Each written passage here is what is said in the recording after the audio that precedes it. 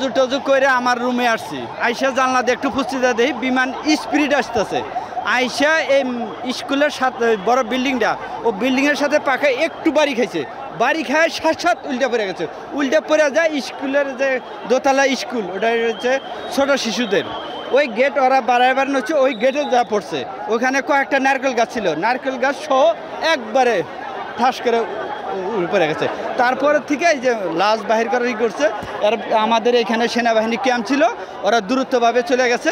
চলে যাওয়া অনেক শিশুকে পোড়াতা বাহির করছে, এমনি আহত আছে। আর মৃত্যুর লাশ পরে বাহির করছে। হেলিকপ্টার যখন নামছে স্কুলে ফিল্ডে, ওই হেলিকপ্টারের ভিতর দিয়ে মারা লাশগুলো লয়ে গেছে। আর এমনি সুস্থ অ্যাম্বুলেন্সগুলো আছে, অ্যাম্বুলেন্সগুলো দিয়ে লয়ে গেছে। লিলি হালাল বিউটি সোপ, বিএসটিআই কর্তৃক সনদপ্রাপ্ত দেশের প্রথম হালাল বিউটি সোপ, দীপ্তিময় উজ্জ্বল ত্বকের জন্য। তো অনেক ছাত্রছাত্রী ছিল, তখন তো আমরা যাইতে পারি নাই, যে কতগুলো ছাত্র তো না, আহত দিয়ে আর মৃত্যু দিয়ে প্রায় 100 জন হবে।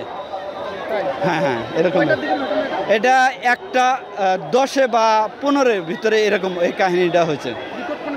হ্যাঁ, বিকট মানে এখানে আমরা ওই বিল্ডিংয়ের থেকে থাকতে পারি না, এরকম শব্দ হয়েছে। পরে আমরা ওই বিল্ডিংয়ের থেকে দূরত্ব নেমে আইসা এখানে তো আমাদের ওই যে সেনাবাহিনী ক্যাম্প ছিল, ওরা দূরত্ব চলে গেছে।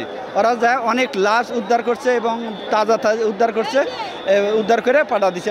আমাদের আনসারও এখানে ডিউটি করে, এই সেনাবাহিনী মেট্রো রেলের। ওনারা অনেক সহযোগিতা করছে, হেল্প করছে, ওনারা অনেক লোকে বাঁচাইছে, অনেক আহত হয়েছে। এই ছিল আমাদের কথা।